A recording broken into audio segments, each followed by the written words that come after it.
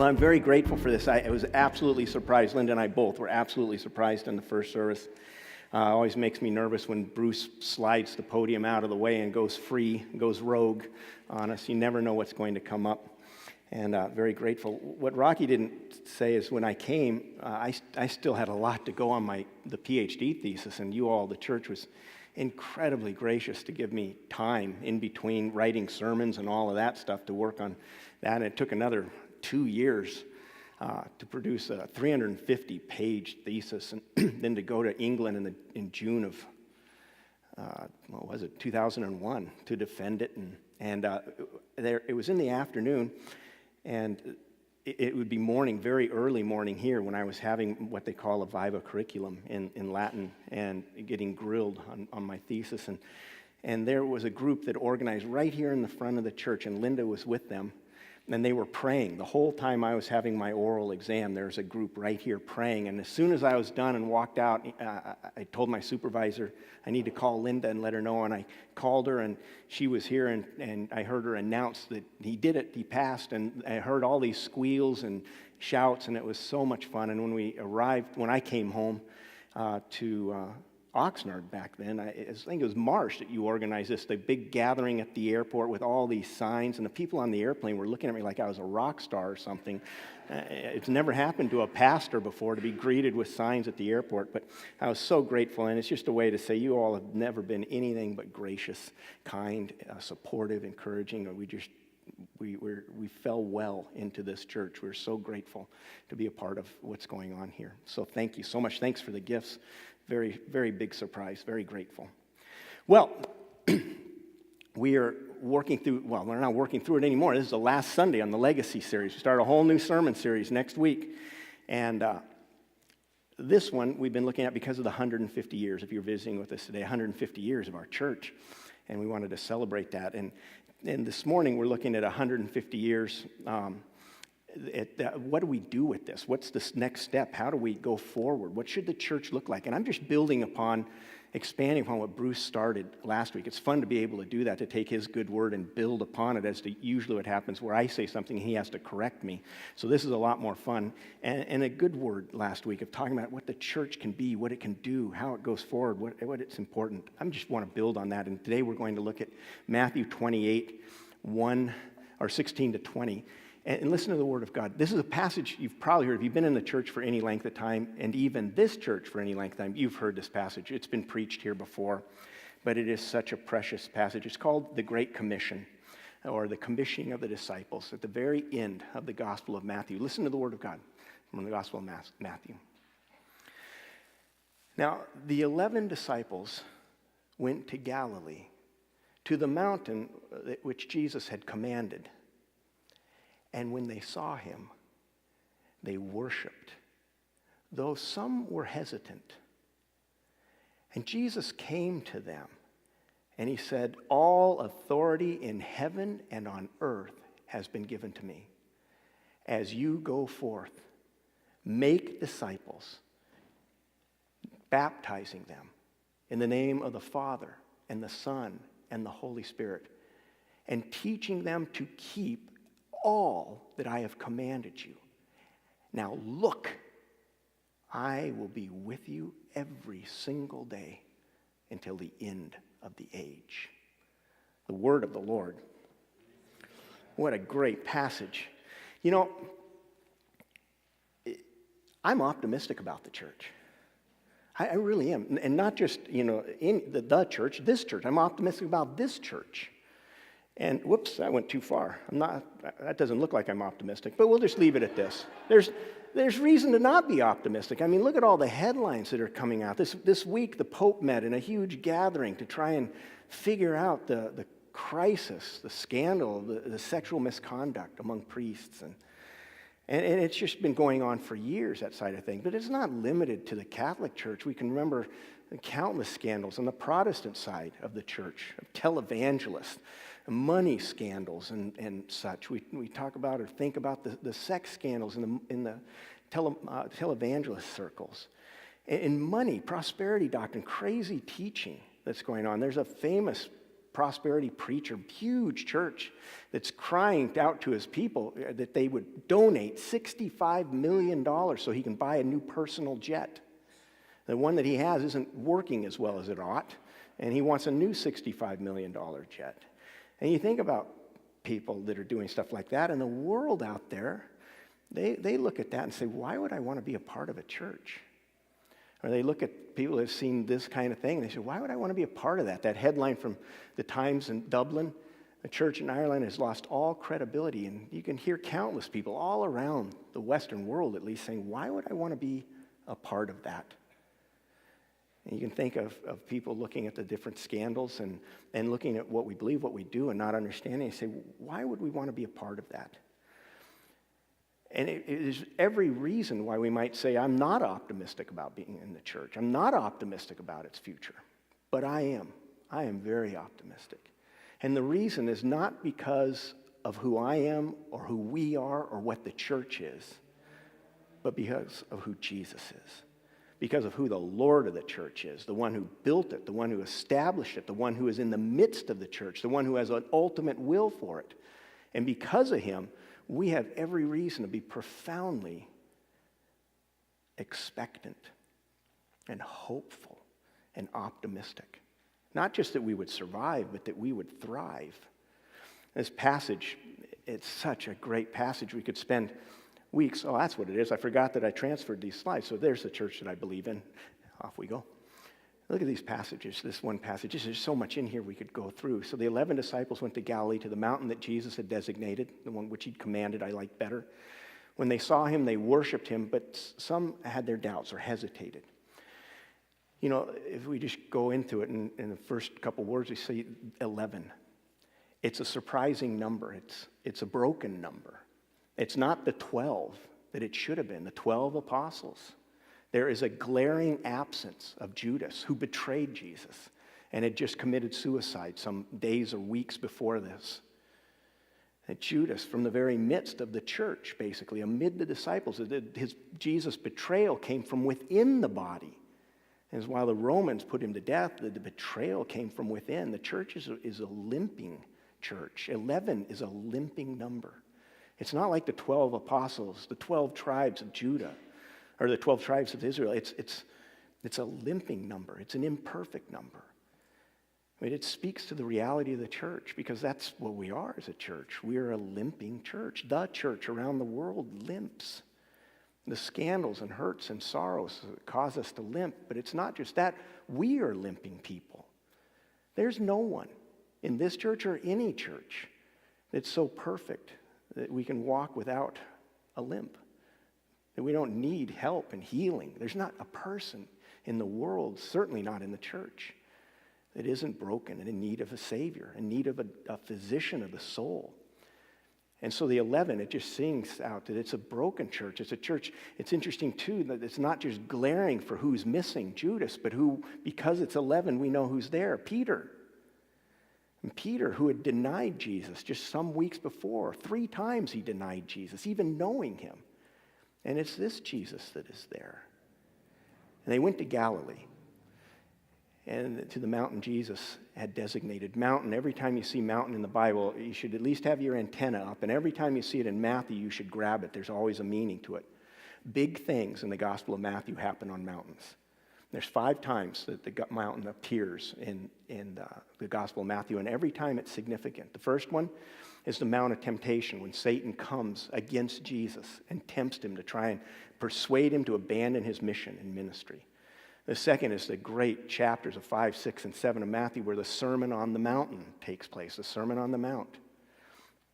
There's the sermon just not long after that, where Jesus feeds the multitude on the side of the mountain. And we think of the time where Jesus took Peter and James and John up to the top of the mountain. And there Elijah and Moses appeared to him, and he shone brighter than any light could understand. And they were speaking to him, and the disciples were absolutely terrified on the mountain.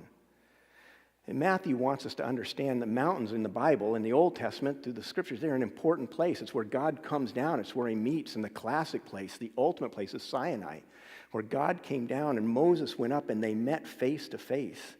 And the will of God and the commands of God were handed to Moses as he went back down to teach the people of Israel. And it's Matthew's intention to say, someone way better than Moses has come on the scene. Someone way more powerful, more beautiful, more substantive than Moses has actually come onto the mountain. He gave you manna.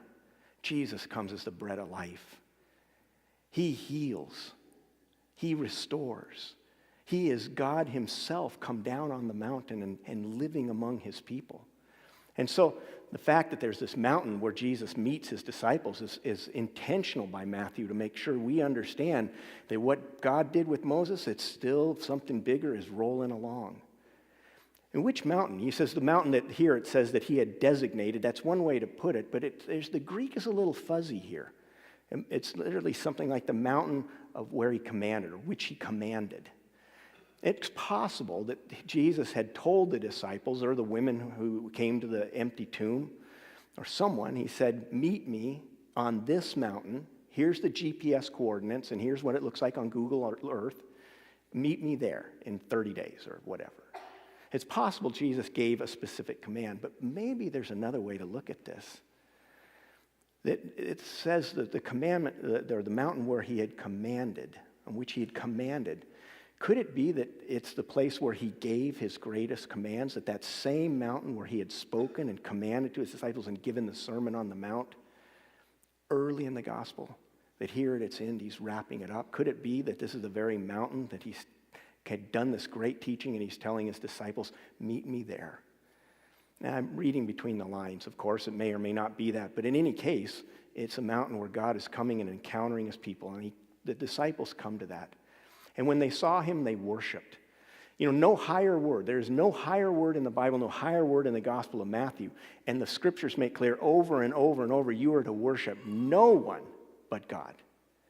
And yet twice in the Gospel of Matthew, it's very clearly that they worship. At the very beginning, it says the wise men came and they fell down before him, worshiping him as a little child.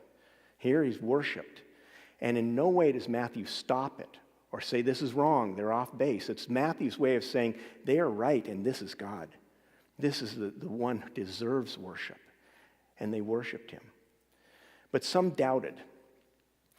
There is no end to speculation about this verse over hundreds of years, thousands of years. Why could they doubt? I mean, Jesus was standing right in front of them, alive. What reason or grounds could they have for doubting?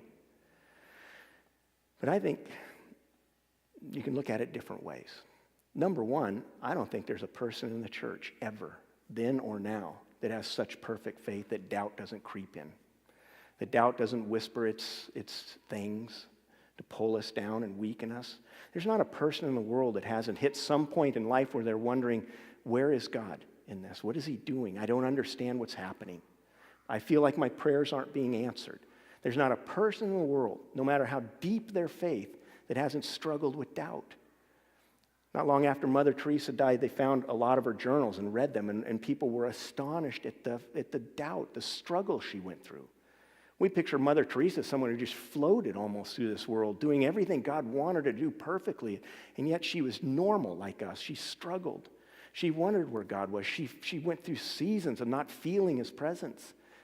Maybe this is what it means with doubt. It's given us permission. If that's what the church is like, it limps. The church limps. Its numbers are not perfect and its character is flawed. It limps. And another way this Greek word can be translated, in the way I did it when I read it, was hesitated. And maybe it's just they didn't understand what this meant. They didn't doubt that Jesus was alive. They just had no clue what this meant. And they were a little afraid of the implications, a little hesitant to just jump in with both feet. But I think it reflects well the reality of the church. And that God sees that. He honors that. He accepts that. The church limps. Well, it continues. And Jesus came to them, literally. He came to them. This is so filled with grace. He came. There's only 2 times in the Gospel of Matthew where this occurs. Jesus coming to the disciples. The first is in the Transfiguration on the Mount when Elijah and Moses are talking with Jesus. He's glowing brighter than the sun, and and there's a cloud that envelops them, and a voice from the cloud, God saying, "This is my beloved Son, listen to him." And it says the disciples, the three of them, were so utterly terrified, they were just curled up on the ground, facing down, and it says Jesus came to them and touched them and said, "Don't be afraid." I love that it says this. You know, it just says, we've just been told that the church doubted, is wounded and limping and doubting. And we might have expected Jesus to say, "When you guys get your act together, you come to me." When you start believing like you're supposed to believe and you start living like you're supposed to believe, then I'm open to having you come to me. But that's not what Jesus ever does. He comes to us. The entire gospel story is a story of God coming to us, to the broken, to the wounded, to the hurting. He comes to us. And he comes to them and says, "All authority in heaven and on earth." That word authority is such an amazing word. We saw last week or a week and a half ago when Daryl Johnson was here. This is the word exousia. Ex means out of, usually out from the very middle of something. And ousia is a participle. It means being, existing. And it literally means out of the existence of one. What that means is by the person's nature, character, who they are in their very essence, it gives them the right to be something, to say something, to command something. It gives them the authority, and it allows them a state of control over something, a freedom, absolute freedom of choice. They have potential resource to command, and command authoritatively, to govern.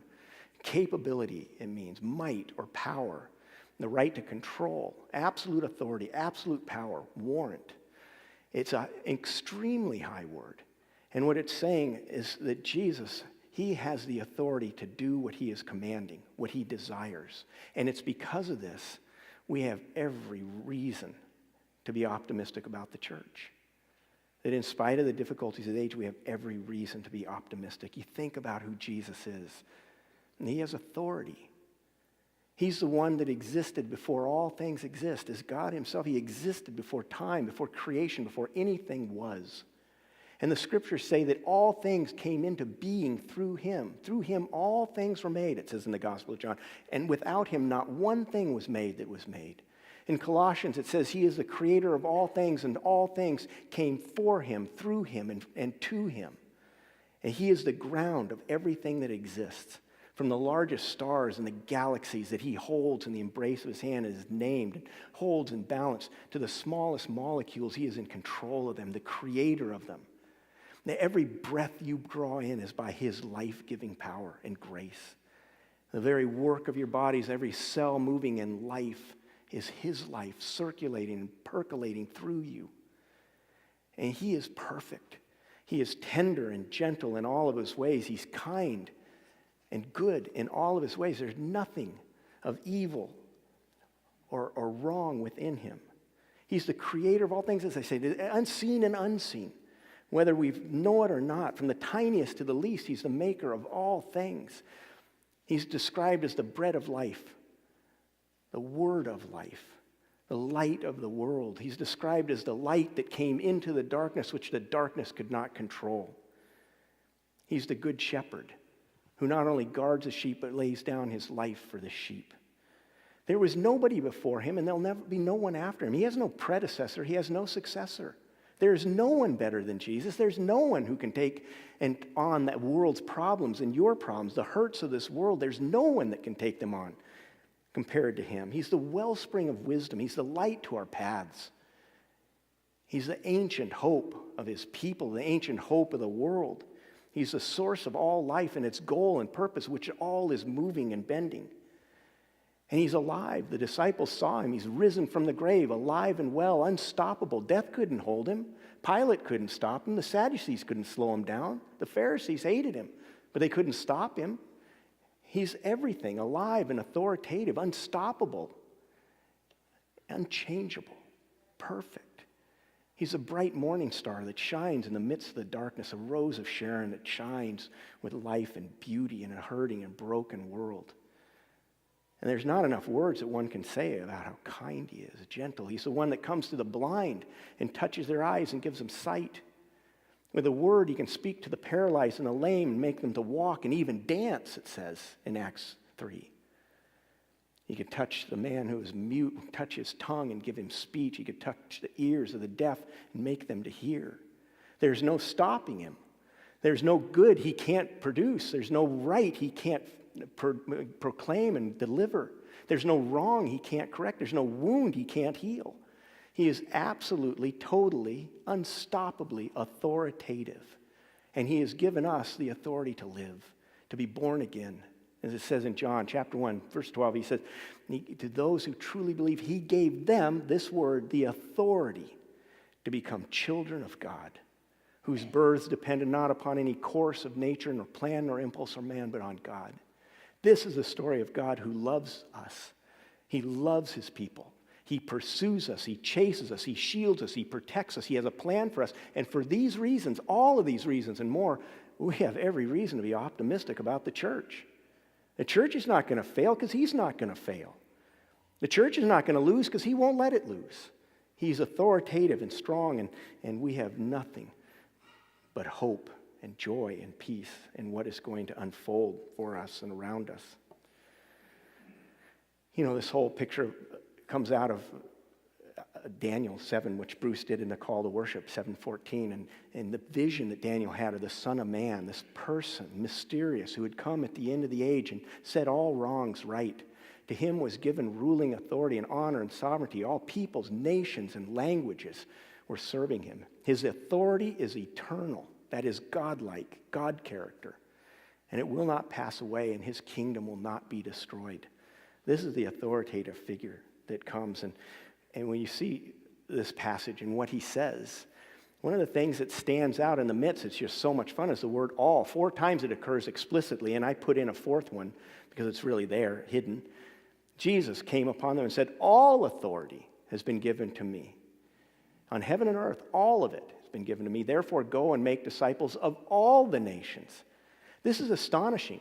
There is nothing like this in the ancient world. No religion, no philosophy anywhere had anything like this. The Pythagoreans, they had no sense or interest of reaching out to other people and nations and creating disciples to be missionary. No one did. The people that followed Socrates, the people that followed Plato, the people of Hermes, you could just list on and on and on. Plotinus, the different disciples of the different people. None of them had an interest in going out, of sharing the faith, of reaching others and pulling them in. Not even Israel was a missionary faith. Israel was a guarded, protected, and had very little interest in reaching out and bringing in new disciples. They welcomed any that would come.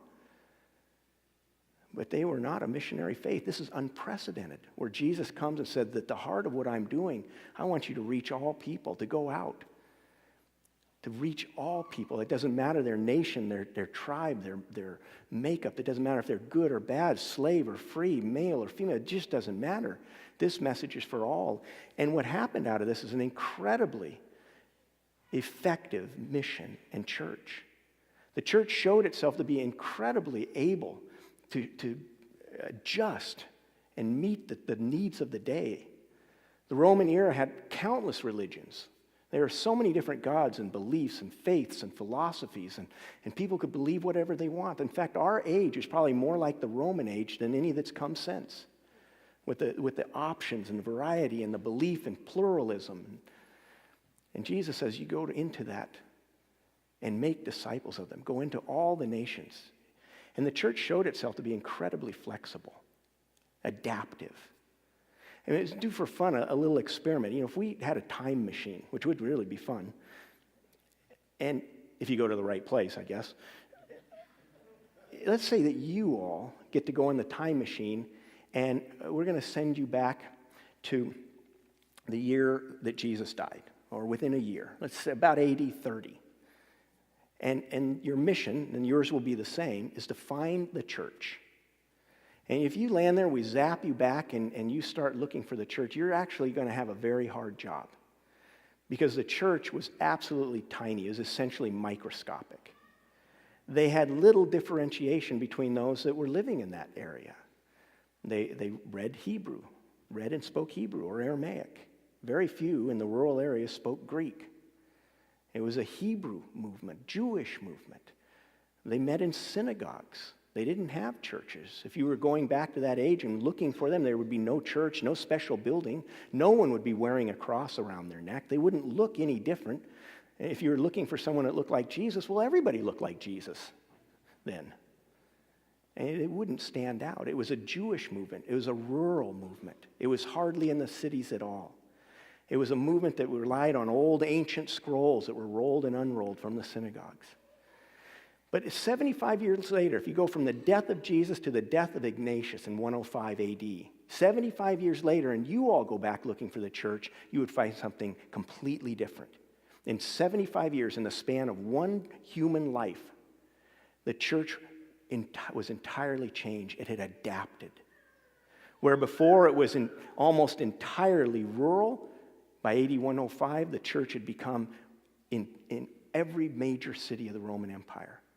The I-5 of the ancient world from Tarsus to Rome had Christian churches along the entire way, believers at every spot, and it was infiltrating into city after city. Believers were being made in country after country, region after region, language after language. It was just spreading out.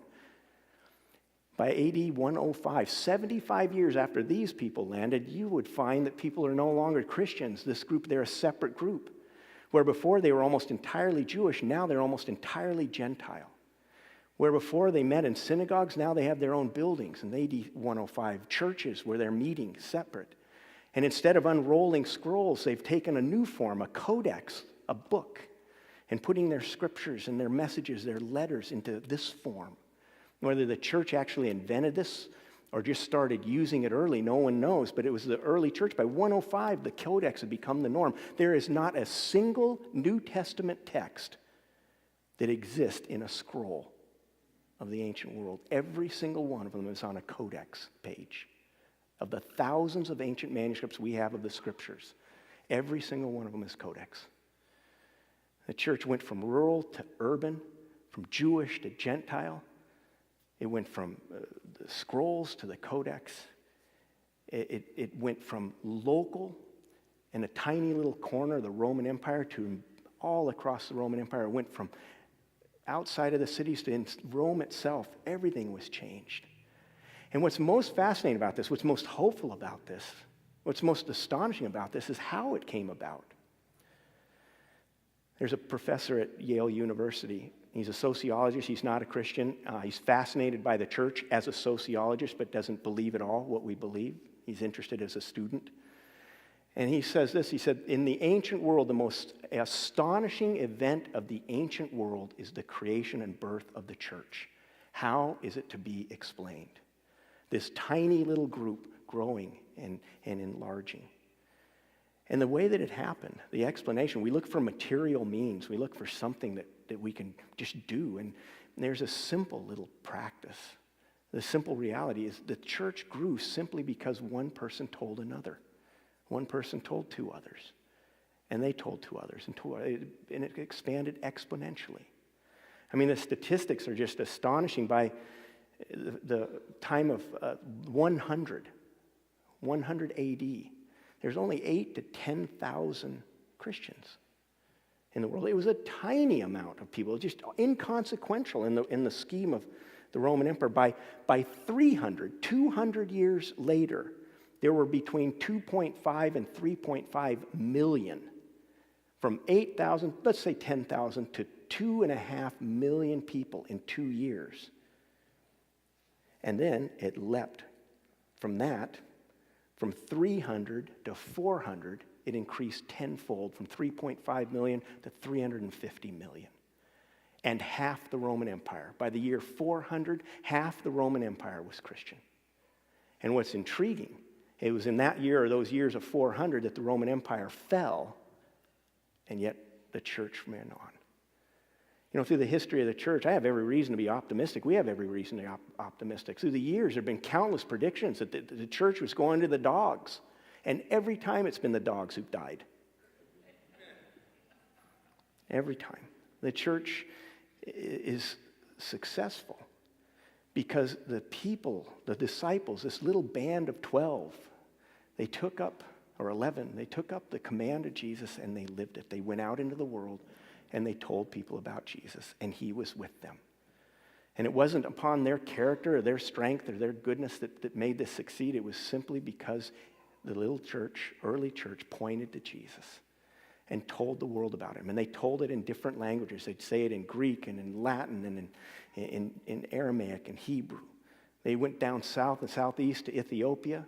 They went east towards India. Thomas, the apostle, Thomas went all the way to India.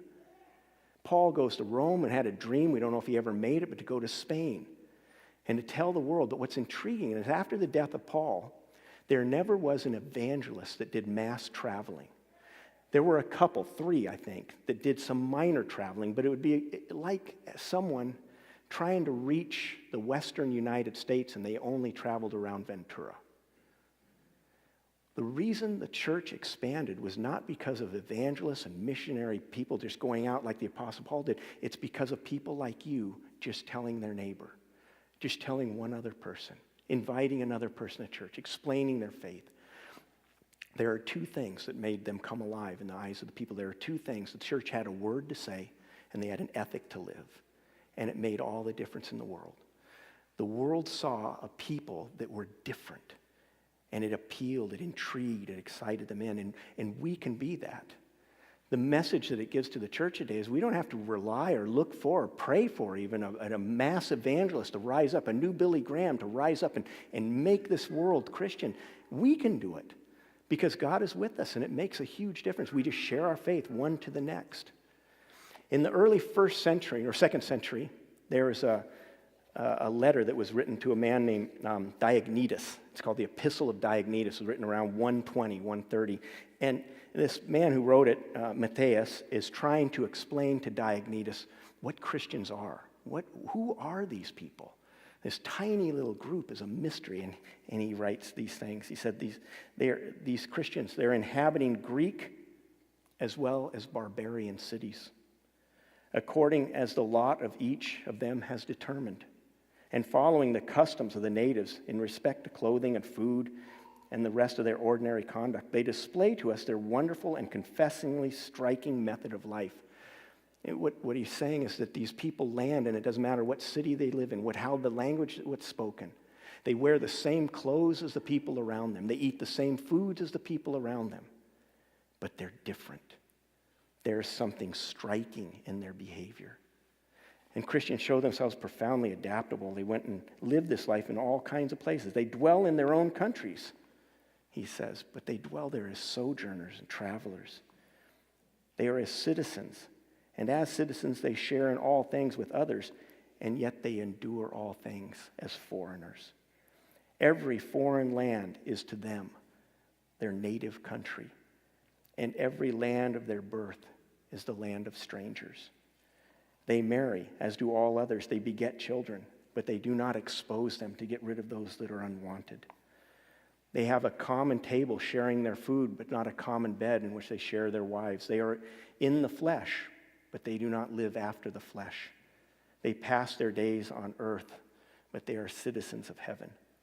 They obey the prescribed laws and at the same time surpass the laws by the ethics of their lives. They love all men and yet are persecuted by all. They are unknown and condemned. They are put to death and restored to life. They are poor, and yet they make many rich. They are in lack of all things and yet abound in all. They are dishonored, and yet in their very dishonor they are glorified. They are evil spoken of, and yet are justified. They are reviled, and yet they bless. They are insulted and repay the insult with honor. They do good, yet they are punished as evildoers. And when punished, they rejoice as if they've been given new life. They are assailed by the Jews as foreigners and persecuted by the Greeks. Yet those who hate them are unable to assign any reason for their hatred. To sum it all up in a word, what the soul is to the body, that Christians are to the world. What the soul is to the body, you are to the world. And we want to be a people that are passionate about the first commandment, to love God with all your heart, soul, strength, and mind. We want to be passionate about it, and I think we are. This church is zealous for that. But we want to be equally known and equally zealous for the Great Commission. passionate and seeking the great first commandment, passionate and seeking the Great Commission. And that means for each of us, practically, praying that God would give you someone to talk to this week. That every morning when you pray, to say, God, would you give me someone to talk to? Who can I love? That's what we're called to do, is love in his name, to be a community that follows Jesus, that loves others, and teaches ways.